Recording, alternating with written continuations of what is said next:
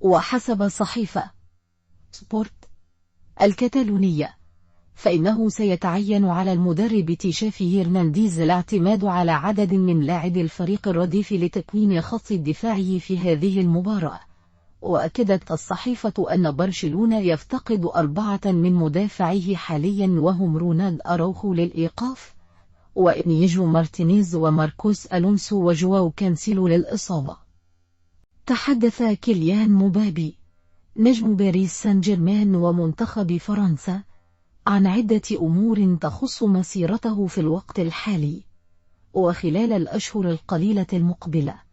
وقال مبابي في حوار مع مجلة جيكي الفرنسية: لقد وصلت إلى مرحلة ما في حياتي لن أفرض فيها رغبتي على أحد، وذلك ردا على موقفه من المشاركة في أولمبياد باريس الصيف المقبل.